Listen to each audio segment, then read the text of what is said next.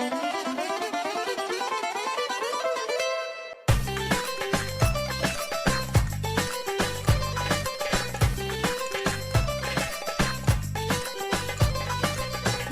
to Connecting Greeks, a streaming comedy show and podcast designed to explore and enhance Greek culture around the world. Join hosts Angelo, Ari, and Foti as they bring you fun and interesting guests from all walks of Greek life. Grab a kafedaki and join us. Hey everyone, welcome once again to the Connecting Greeks podcast. I am Ari and I am here with my two favorite co-hosts. First in the line is Foti Stamos. How are you, Foti? I'm great because I'm the first in line, as always. Oh, well, don't get a big head about this because I saved the best for last. Ah, you got me. And that is Angelo Tsarouches. What's up, Angelo? Hi, Ari. Hi, second in line, Foti. How are you? You're drinking a Nouveau Beaujolais? Are you having a Cabernet Sauvignon? As an OG Greek, I'm going to bump you out of first place at some point. That's a challenge right there. All right. So, guys, Angelo, what's going on today? What do we got? Listen, we got two great guests on the show today. We have the founder of KTE and media director. They're brothers, which is good to see synergy together. They address things that actually lately have been coming up a lot for people in the diaspora. And there's some good questions here today, and I'm sure the guys would have some good answers to it. We have Alexandros Benis and Christos Benis of KTE. Welcome to Connecting Greeks, guys. Welcome, gentlemen. Thank you so much for having us on. It's a pleasure to be here, really. So good to be here. So, look, I went on your website. Foti is a big fans of you guys, and I've been looking at the stuff. You're addressing some interesting issues about Greeks in the diaspora, and as an entertainer in the diaspora who goes to Greece, it's very interesting. And I'm going to present this to you right off the top, guys, because this is right in your wheelhouse. So I did an interview with a Macedonian newspaper yesterday. And it's interesting what the reporter said to me. She said, it's interesting now. Things are still difficult in Greece. She goes, pensions are not up to par. And she goes, it's tough. A lot of people have left Greece to go work in other countries, as we know, but it's getting better. It's getting better. There's no doubt. I'm not sitting here. She said, I think you guys in the diaspora have a more passion about Greece than we have right now. And she says, how does that come through in your comedy? Because she goes, I've watched your, and I'm using me as an example here. She goes, I watch your comedy clips. You talk about being Greek, because I grew up in Canada and I live in LA now. And you've traveled the world. You talk about the similarities, which they exactly 100% do exist. But she said, you don't mock the Greeks, although some people think I do, or make fun of them. But she says, it seems to me that, now this is what the reporter said. She said, is it easier to love Greece outside of Greece because we have regular jobs? And when I'm saying regular jobs, meaning there's more employment, there may be more opportunities, as opposed to, and that's what I was telling Ari and Foti. Some people, I love Greece. I'm moving there. Yeah, I got 20 grand in my pocket. I'm there for 7 weeks. So I'm making it rain. I'm in Mykonos. I'm in Santorini. I'm in Rhodos. You know what I'm saying? I'm at festivals. What better place is there to go in the world than Greece ever? And we all know that's where the place is. But do you find, and this is right in your wheelhouse, guys, because I saw KTE, and I love the questions that you put on your website and things that you're talking about, colonization within Greece, how people view Greece, from the diaspora. How do you're the new generation now? Because I'm sure when you talk to people, I know it's a loaded question here, but I just wanted to get layered for you. A lot of people now ask me, I go, look, my question is, when everybody asks me, I say everybody should go visit Greece once in their life. And tourism is booming in Greece. But the truth is, I did a TED Talk in Patra. When you talk to the younger people, there's not as many opportunities as we may think. And because we go with loaded pockets of cash and we're Greek, we love it. But what's your view of this perspective? Right. So what you're... Alexandros, I want to jump in real quick and just because there's many parts. It's a great question. We don't mind loaded questions, by the way, because as you say, it's right in our wheelhouse. So Alexandros, you're the talker, you're the brains behind this operation. You're going to say the bulk of what is said here today. I'm just the guy pressing the buttons. But what I will say is that to address the matter of pride, Greek diasporans have to seek out their community, usually in church, right? We're prideful because we're very intentional about keeping that heritage alive, whether it's cuisine, language, religion, dance, general culture, all of these things. Whereas in Greece, they are right there with the problems. Everyone knows there's problems in Greece. And part of KTE, the reason why we're starting this organization, is to have the Greek diaspora help Greece with their economic, social, and cultural problems. But yes, I think that over here in the diaspora, whether it's in Canada, whether it's in America, whether it's in Australia, Germany, South Africa, I go on and on and on. We have a romanticized view of our homeland. Our job as, founders of KTE is to try to cut through that romanticization, and think of solutions, exciting, realistic solutions. And Alexandros, you can talk now. Well said. That was a great start. I think what he's getting at is a historical thing that's occurred with diaspora everywhere, but I think it's happened in a more amplified way with the Greek diaspora. So first, you have to consider the time at which our ancestors left Greece to come to America. Most of them came at a time when Greece was more ruralistic. It was much more traditionalistic. It was very religious. Yeah. It was just a very cohesive society. And they came and they brought that to America, to a foreign country, and they had to build a community with the values that they all shared. And they had to, like Christophoros said, you have to build a very intentional community.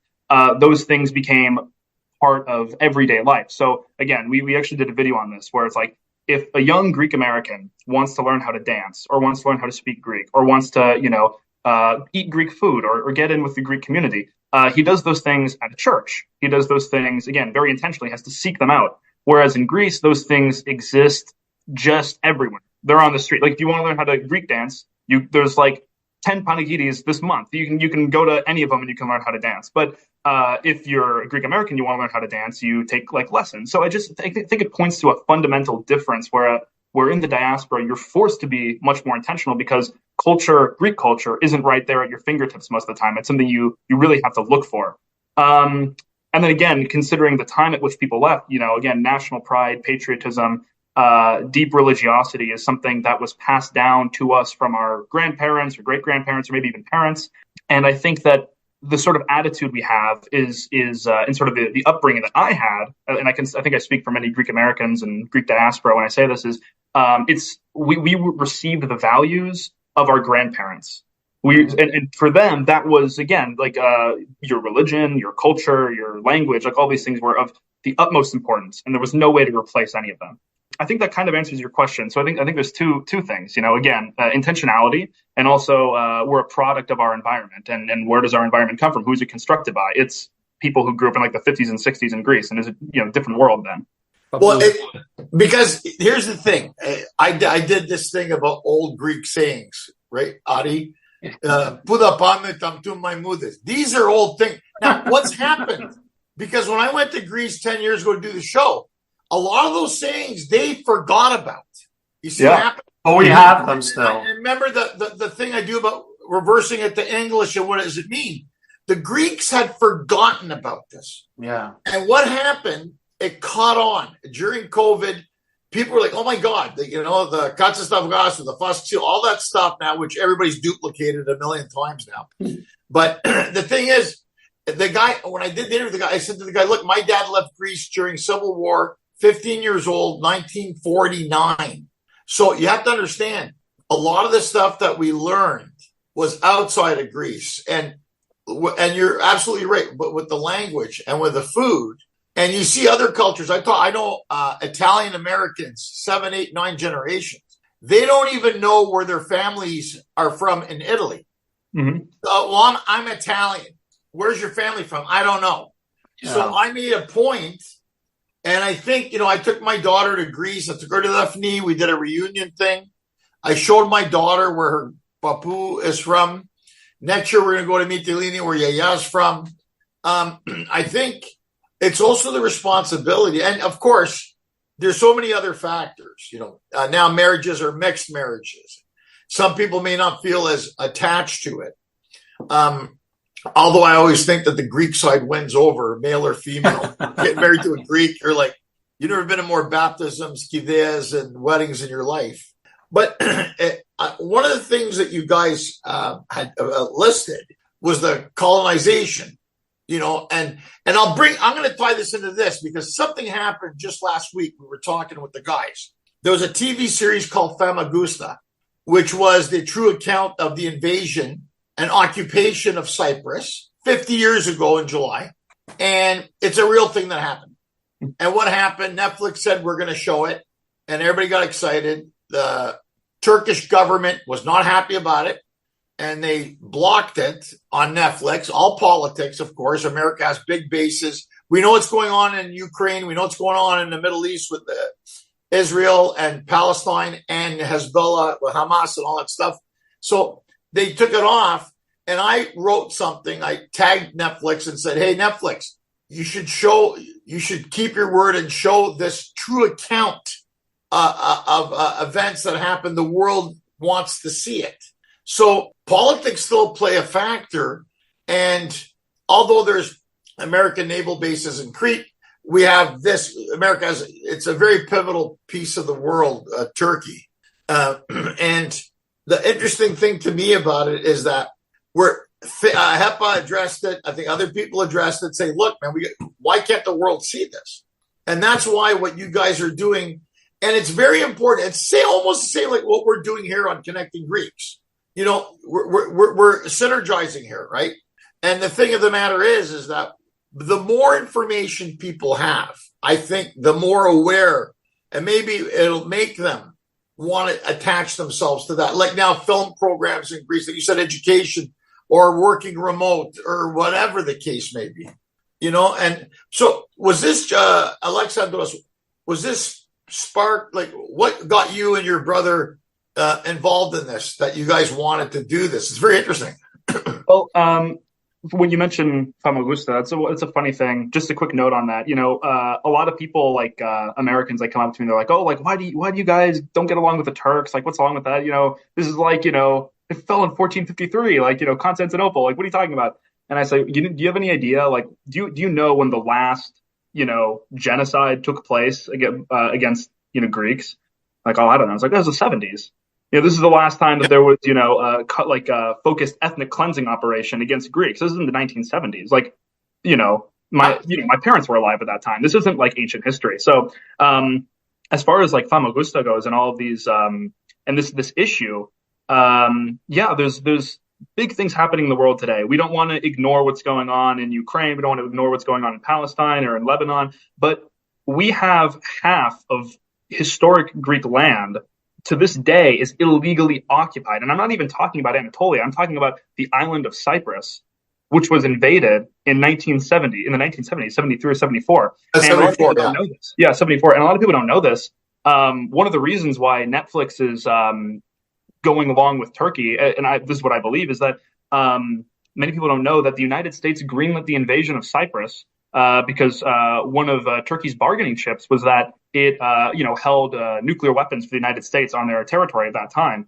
And Henry Kissinger personally approved the invasion of Cyprus. A lot of people don't really know that. So I think, again, the United States government is reluctant to step in more forcefully on Greece's behalf because they have this political capital built up with Turkey, which has many implications in today's politics. But one of the most egregious of them, of course, is the illegal occupation of Cyprus. So that's a little bit of an aside. But then to talk about KTE and the reasons why this whole thing started, if anyone has been to Greece in the last 10 years, at least since the financial crisis, they can see how much it's changed, even in the last 5 years. And it's changing on many levels.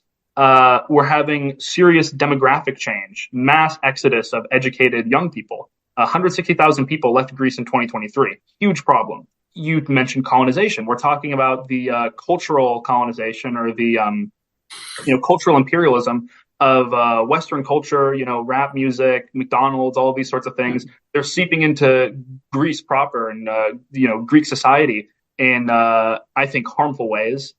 You also see how, even though, again, you mentioned that the economy is getting better, we're still coming out of the worst, any country, the worst economic situation a country's had in the 21st century is happening in Greece. So when I see like all of these things happening, and I see kind of how Greece, unfortunately, is backed into like this corner, simply put, I don't like it. And I think that there has to be something that's done about it. And I think that the path forward in every single one of these issues, it involves the diaspora. I think there's no way around it. Like, there needs to be the meaningful inclusion of the diaspora in Greek society. There are about 10 million Greeks living in Greece, and there is anywhere from 4 to 7 million Greeks living outside of the country. And a lot of them are very passionate about Greece. They're very passionate about their Greek heritage. They're very traditional. They're very religious. They're also really well educated, really well capitaled. They're really well connected. They're people who are, business owners. They're doctors. They're lawyers. They're professors. The Greek government needs to meaningfully engage these people if they want to get out of the situation that they're in. On a political and social level, there needs to be some inclusion of the 4 to 7 million people living outside of Greece who are very, very devoted to their homeland. And I think I'm one of them. My older brother's one of them. And the more people we talk to, the more people that realize that this project exists, the more people are saying, hey, I'm in that camp too. I'm an educated person. I love my Greek heritage. I want to live in Greece somehow. I want to invest in Greece. But again, for a lot of reasons, political and, problems with government bureaucracy, there's a lot of roadblocks. Getting your citizenship is a shit show. Buying land in Greece is even worse. Opening a business in Greece is a nightmare. Anyone who lives in Greece will tell you that they have all of these problems. So sort of the inspiration is, well, we can use the diaspora to generate political pressure and incentivize or sort of, force the hand of the government to say, hey, okay, like, we kind of need to shake them awake a little bit, the Greek government. Like, hey, you guys have problems. We can help. Are you going to let us help or not? That's sort of the game plan. And the first step is building a community of Greek Americans or Greek Australians or, Greek diaspora generally, who say, hey, we want to help our country. We love our country. We want to live there. We think we can help. We can help, so let's do this. And then, the next step would be to lobby the Greek government and find ways to make all these things easier, make getting citizenship easier, make getting, buying a house or starting a business, make all these things more accessible. So, sorry, I'm rambling a little bit, but that's the it's good. thesis right it's perfect. Now, if I may, because Angelo, I think something you said, 5-10 minutes ago is actually very, very interesting and important and integral to this discussion, okay? You mentioned these 6th, 7th, or 8th generation Italian Americans who don't know where they're from in Italy, okay? So we're talking about Greece and the diaspora and how we can, bridge the gap, okay? Across the sea from Greece, there are Greek Americans who are sort of in that boat. Not quite yet, because Greeks do pretty well with cultural preservation because of their tethering of cultural values and preservation with the churches. But Alexandros and I were 2nd generation Greek Americans, okay? Our papudes, they came over, during the Civil War years, and they made their lives in America. But 3rd generation and 4th generation Greek Americans, or even 2nd generation Greek Americans like us and Greek diasporans, they're having a choice to make because cultural erosion is a real thing. The longer you spend in America, the further you will get from your roots. It's a fact, no matter how hard we try to concentrate and hold on to those values and those roots. So the radical new idea that we have is, hey, with all that, like Alexandros said, with all the Greek pride and the resources and the education and the hopes and dreams, it's getting a little romantic, but the hopes and dreams we have for Greece as Greek Americans, why not return to Greece and try to improve the system? Not as a hostile takeover, but in partnership with Greece. And yes, we want to shake them awake. But that does tie back to what you said, Angelo. Yeah, it makes sense. I mean, Ari, what do you think? I don't want to get like sidetracked, but I just want to say when we first booked you guys as guests, and I saw that you're 21 and 23, I was like, how much could they possibly even understand the situation? I'm impressed. And I'm sitting here listening, and I'm like, these guys are on top of it. Like, wow. I am very impressed with the level of how involved and how understanding you are of the subject. So, like, that's first off what I wanted to say. Like, this is the generation right here that, like, makes me feel better about our future as Greeks. Because, we've had many a conversation over the years. Foti and I and Angelo, I mean, in his career, has been involved in the Greek scene for, 20 plus years. I mean, probably longer than you guys have been alive.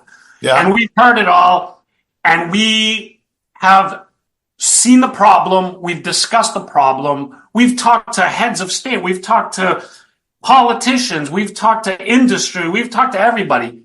And, we all understand that there's a problem with our Greek culture going forward into the future.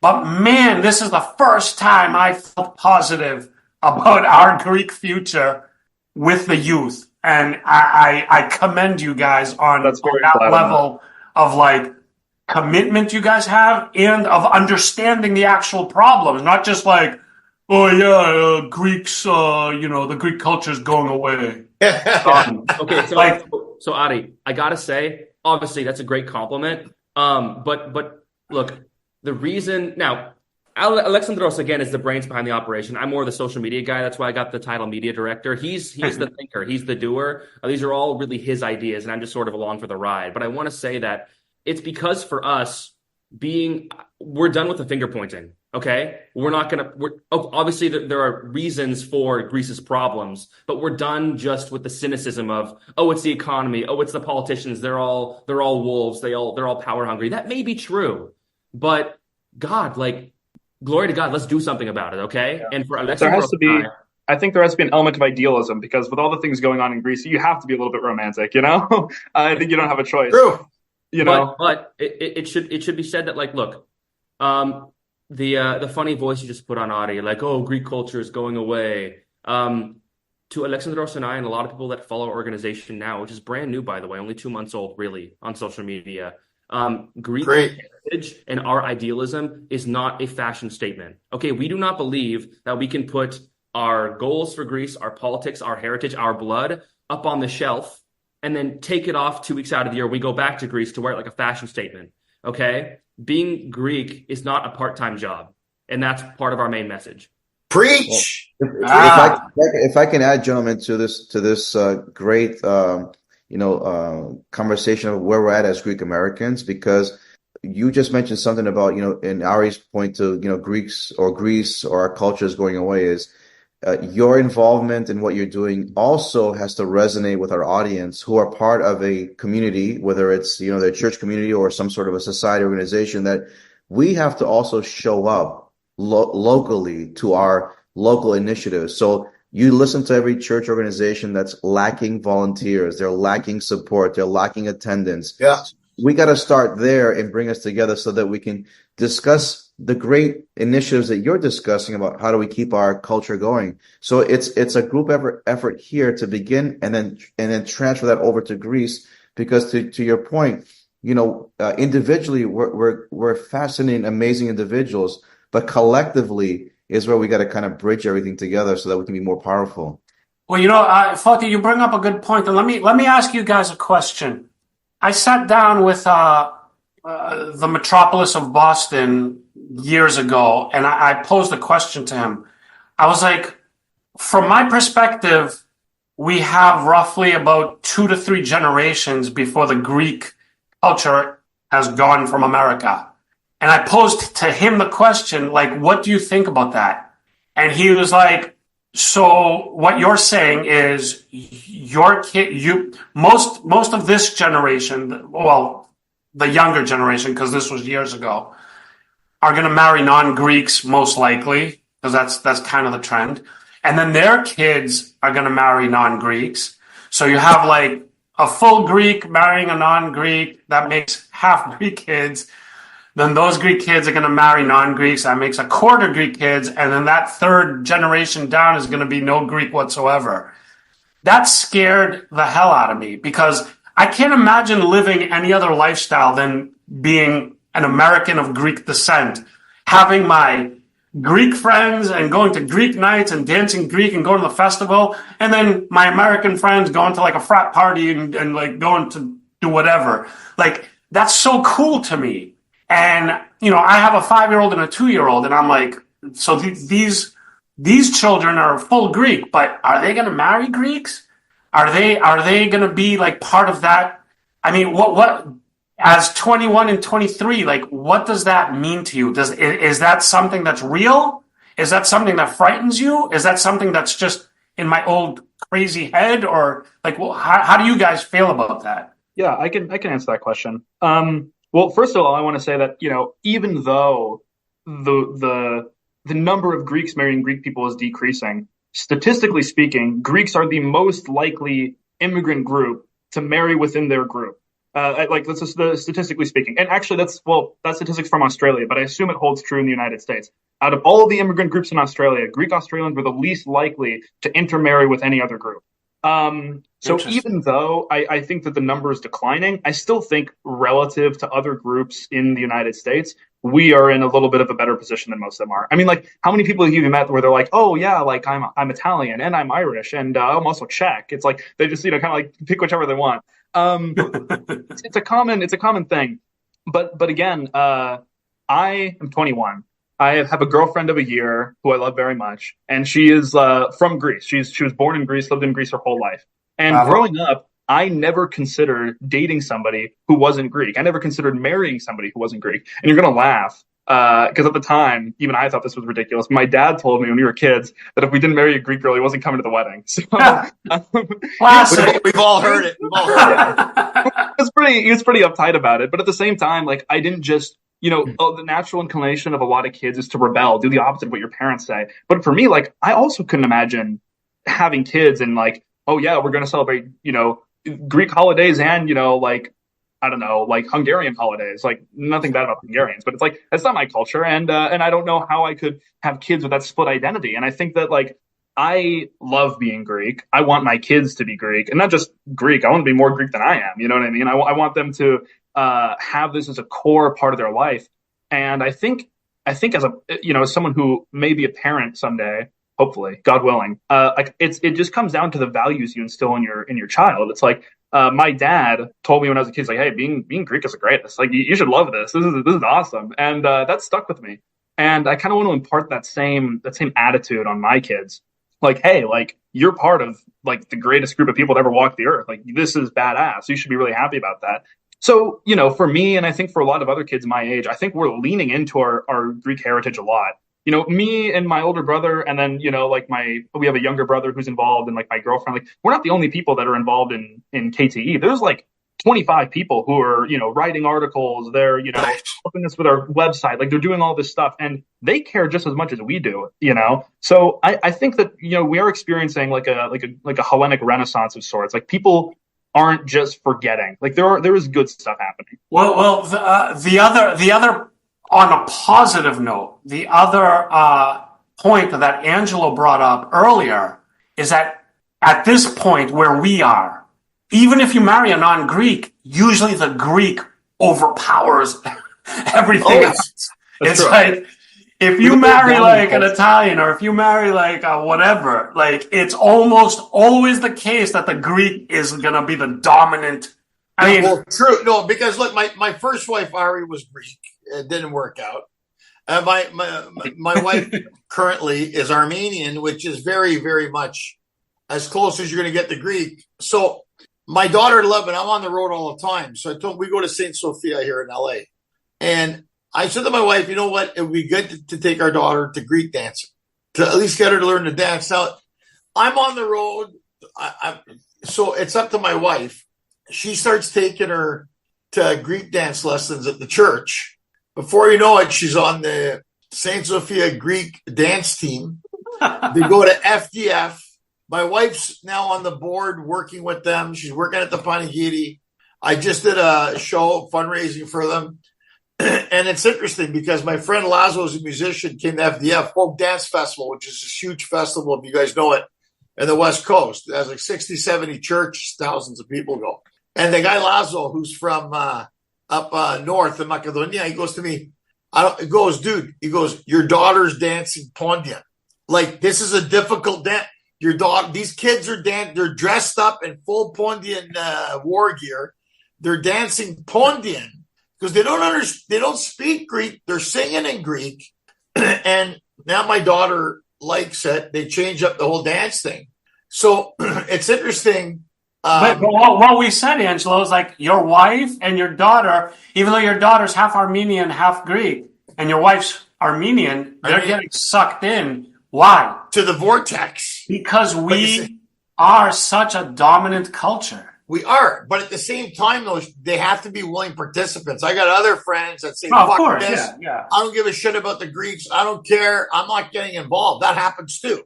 So the thing is, I'll put everyone that gets sucked into the Greek culture like 10 to 1 to the people who are like, screw the Greeks. I don't want to be part of the Greeks. I will put them 10 to 1 easily. Like Saturday night, I did a show. After the show, there was a group of them came up to take pictures.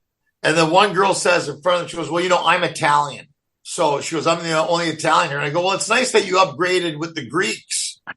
And she goes, really? I said,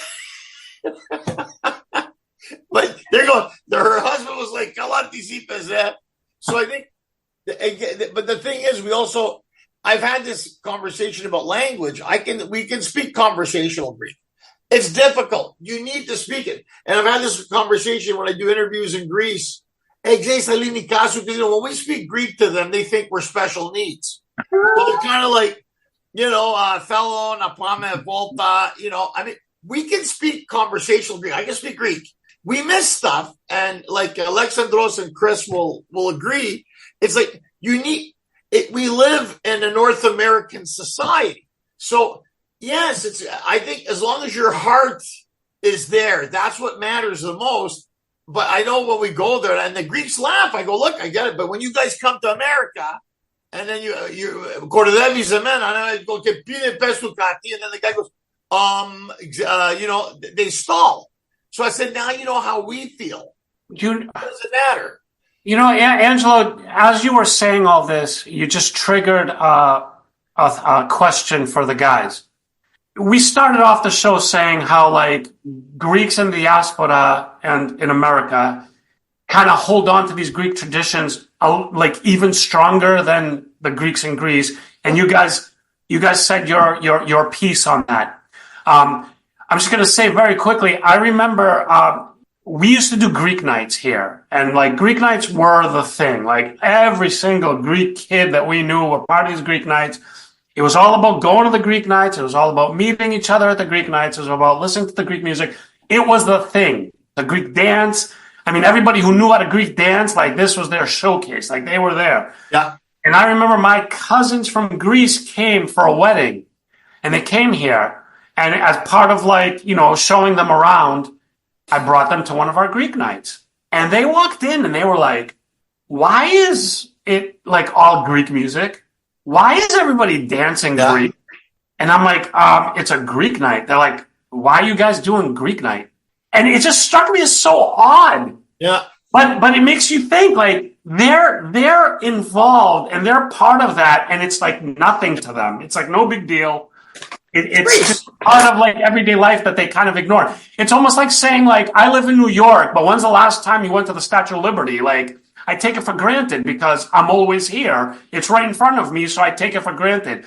And that's what I thought about them. They were like, it's always there. They take it for granted. But here, it's like the thing for us to do. Like we looked forward to it. We loved it. I mean, is that in your generation, like that younger generation, do you guys find that that's kind of like how it is? Yeah. I mean, okay. There's a couple stories that come to mind, both from like, me and Alexandros and Nikos, like our youngest brother, we go to a lot of y'all conferences. That's like 3 Greek nights in a row. Okay. We're also involved in a HEPA and all of these things. I think what you're describing is sometimes local Greeks, right? Horio Greeks, Greek Greeks don't understand the diaspora very well. They don't understand our ways, the way we seek out our culture, the way we preserve it. Yeah. Couple stories again come to mind. Alexandros and I worked in Greece this last summer for a couple months at a restaurant on Milos. Our Greek got a lot better. It was an amazing experience. We went to like 4 panagidis a week. And at one of the first panagidis, we know a couple Greek dances. Alexandros takes Greek dance classes in Dallas. I picked up a few things at Ionian Village. So we're at this panagidi, and I'm like, geez, like these Greeks aren't very good at these dances. And then I remembered like, no, wait, like, this is how they learn. This is them learning the dances in the Horio at the Panagidi. Whereas, just to draw a juxtaposition, just to draw a contrast, in America, we treat Greek dance sometimes like dance moms. Like, it's like, do this, get it right. Don't make a mistake. Like, that is not what we what we found to be true in Greece. Please, Fotios, yeah. You just gave me an idea. Greek dance mom shows. Oh my God. God. Netflix. They would be vicious. Sorry, It's like looking at you.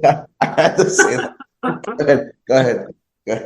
But oh my God, another story I just have to tell you guys. I mean, Alexandros and I are pretty. By the way, Angelo, I go to Saint Sophia as well. I sing in the choir there, so I'm the tenor in the back. I'll see you on Sunday. But you know, Alexandros and I, when we're in Greece, we bring our suits. We treat going to church in Greece almost like you would in America, which obviously sometimes funny things ensue.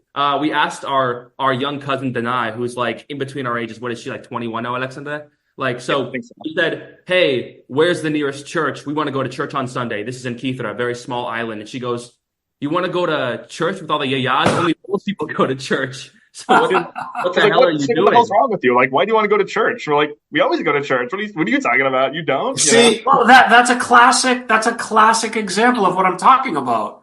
Like here, we make it a point. Like it's part of our like personas. Like we go to church.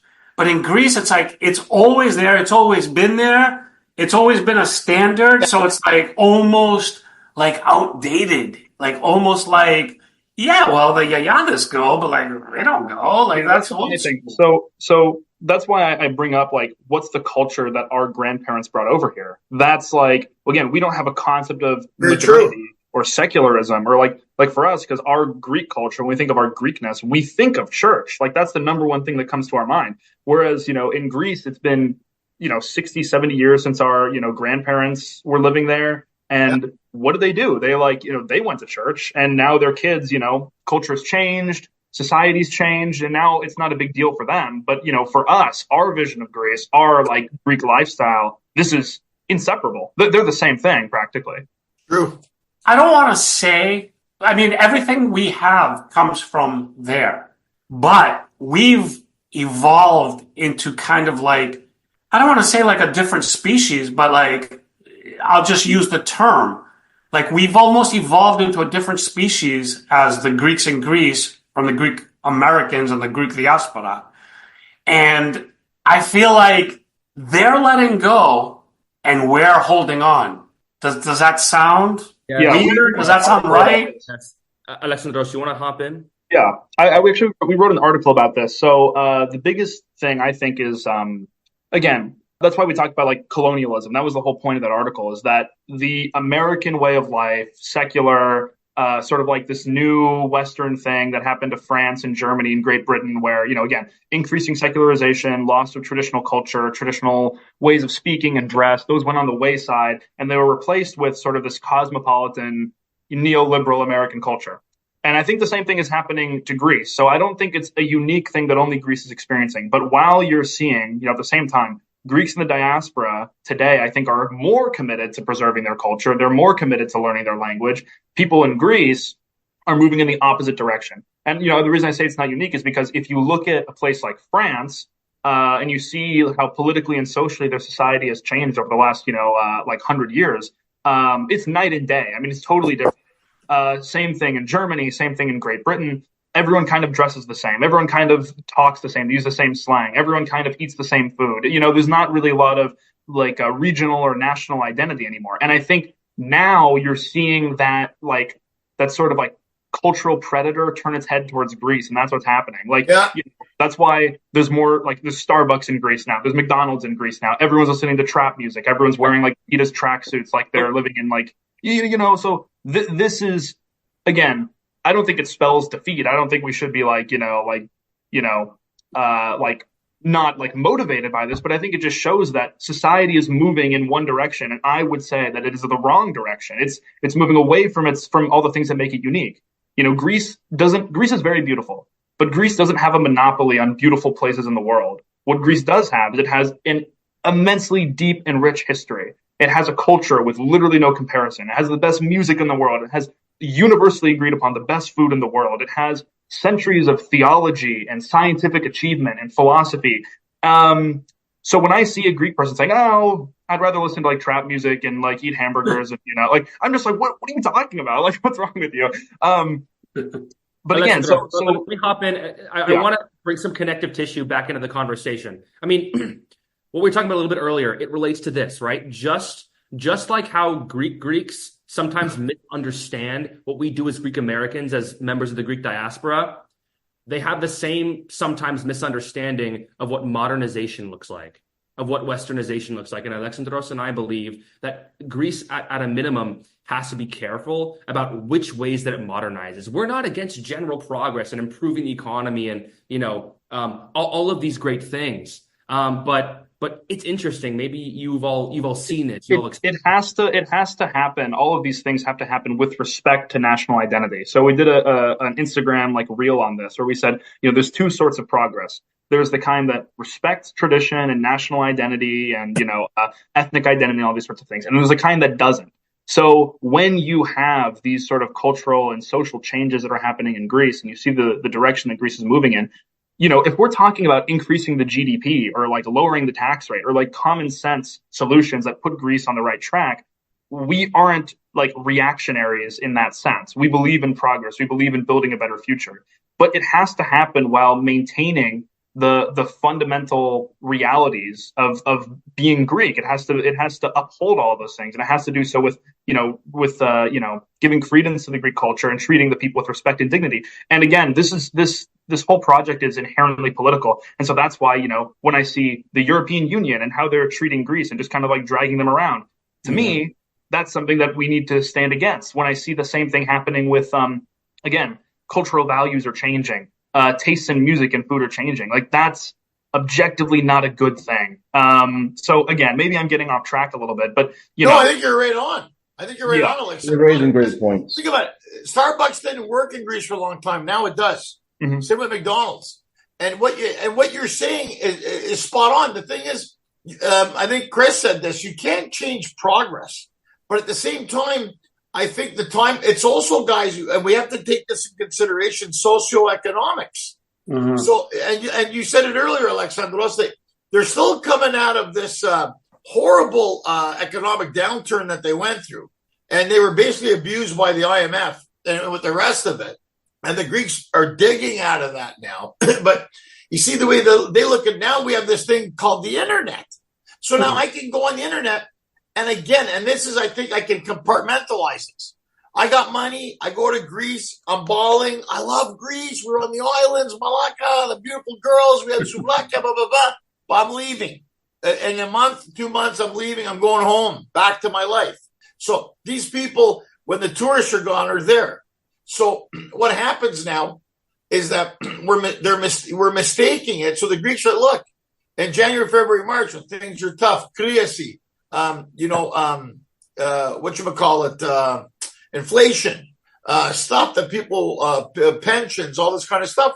And that's why people flock out of it. So on one hand, as much as they love it, on the other, look at the Antonacombo brothers. Mm-hmm. They're Nigerian, illegal immigrants in Greece, and the Greeks didn't want them. And they're proud. And then once he got drafted by the NBA, no, they're Greek. What are you talking about? And I know them.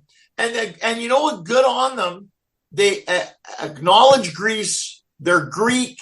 They speak it. They write it. They play for the basketball team. I know Thanasi. I know Yet. They are Greek. So it's amazing. And they have every right not to be. Right. But they're like, no, we must have it as we're Greeks. But you see, it's funny because and I'm not just saying Greece. Look at the whole world now. We live in LA. You're living in California. The gas is hitting $6 again, $6.50 a gallon here. It goes up and down depending what part of town you're in. Yeah, Angelo, it's a big problem. And sorry to cut you off, but by the way, talking about misunderstandings, misconceptions again, and I'll let you finish. My relatives in Greece think LA is paved with gold. Yes. Yes. They have no idea the problems that we have here. They think everybody's a lot of problems. Rich. They think we have money to burn. And just to add a dab more realism into this conversation, I recently graduated from Loyola Marymount University. I had a good GPA. I minored in Greek language, by the way. Nice. I ran a newspaper. I applied to over 100 jobs, and I didn't get a single one. So the reason why that's relevant is you can call Alexandros and I idealists or romantics, but if the Antetokounmpo brothers can do this and claim Greek identity, the diaspora certainly can. Absolutely. Plus all those You're things. a great example of it. Alexandros and I are going to marry Greek. We're going to move back to Greece. We're going to do our military service, and we're going to raise our families there. We want to be part of this solution that we're peddling, because if you don't do it, who the hell else is going to listen to us? If I can add to what you just said, Christophoros, and Angelo, to what you just mentioned as well, I was at a very unique opportunity last night where Prime Minister Mitsotakis is in New York City and gave a talk in a story which I attended. And part of his presentation was speaking to the diaspora and to us as Greek Americans of how important to them and to him specifically for us to continuously support Greece by visiting not just the summers, as you mentioned, Angel, because tourism in Greece outside of the Greek diaspora are 1 week, 10 days, 2 weeks at best. Most Greeks from the diaspora will be visiting Greece more than that, whether it be a month, 2 months, and so forth. So their participation to the economy in Greece is by far superior than the tourism that Greece receives. Of course. Right? That's sorry to interrupt you. One of the things that I've written about extensively is tourism is the lifeblood of the Greek economy, as you correctly pointed out. I don't know, most of the Greek economy, or at least the plurality of the Greek economy, is based around service. But one of the problems is, again, so Mitsotakis is talking about how they need foreign investment. That's why his government has invited in a lot of foreign national corporations. They, like when they, lease the Port of Piraeus, all of these sorts of things, trying to get cash into the economy. Well, one of the issues that I take, and again, to be a little bit critical of Mr. Mitsotakis, is basically he's inviting people in, but not all of these people, not all these foreign corporations are here to make Greece a better place. They're here to make money. Which again, you can believe that they have a right to do that, but they're here to make money, put in essentially as little as they can and take out as much as they can because they're trying to run a business. Greek diaspora have a fundamentally different mindset when it comes to supporting the Greek economy. So you mentioned our support, even in tourism, is considerably more substantial than the average Europeans or the average Americans. And one of the reasons why is because Greeks in the diaspora have a deep and profound respect and loyalty to their homeland. So what we give, we don't give with the expectation that we're going to get something back. We give because we love our country. We go because we want to see our family. We go because we really love the everything. I mean, the food, the culture, the music, everything.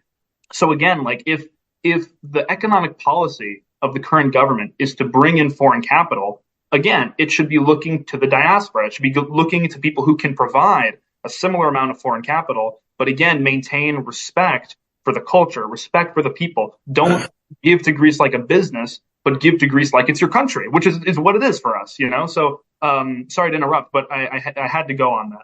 Great points. Very good points. Yep. Well, look, guys, this has been a great conversation today. We could go on for hours and hours on these subjects. But I have a feeling we're going to bring these guys back on at some point again. Yeah, I think we need more stuff we can talk about. KTE, that's the website. Ari's going to post everything. I think people are going to find this conversation with you, Alexandros, and your brother Chris. You're two sharp guys. Your heart's in the right place. You're definitely patriots for Greece. You're championing the Greek word, and I think we're all doing it, and that's why we're all here talking about it. I think we're all doing it in our own individual yet collective ways. And that's good. And you know what? If people see this, maybe they'll understand it better and realize how important it is, not just for us, for our kids and their kids, to keep your identity. Identity is so important today, and a lot of people don't know who they are. You two definitely know who you are. So I'm so happy to see you on the show. For the age bracket, for the generation that they represent, man, I hope all your peers are as sharp and well knowledged as you guys are, because you guys definitely understand what's going on. You know, again, when I was 21 and 23, I could barely pee straight. You guys understand what's going on. It's very impressive to me and commendable that you guys can be a representation of our youth here in America, at least. Well, Thank you very much. Well, Foti, we'd love to be back on at some point. You guys are class acts. It's been a great, casual, substantive conversation. Last thing I'll say on behalf of KTE, this is a movement built on Greek pride, built on Greek identity, and Greek heritage. And I think a lot of Greeks can get behind that. So not to dive right into the elevator pitch, but you'll know where to find us. We're on every platform, and we can't wait to engage with every Greek. Awesome. Bravo, guys. Thanks, guys. I commend you guys for what you do, for who you are, and for the knowledge that you bring, especially representing this generation, because, part of me always worries about the future of the Greek culture here in America, at least. And, knowing that you guys kind of get it and you're on top of it, I feel much more comfortable that we're in good hands in our future. So once again, Christo, Alexandro, KTE, thank you so much. As always, thank you, Foti, thank you, Angelo, and thank you everybody out there for watching and listening. We are going to have all of Christo and Alexandro's information, the links, everything they want in the public sphere, we're going to have in our notes. Thank you all for watching and listening. Thank you once again very much, Alexandros Christos. Thank you, Foti and Angelo. And thanks, everybody out there. We will see you next time. That's us. Take care, guys.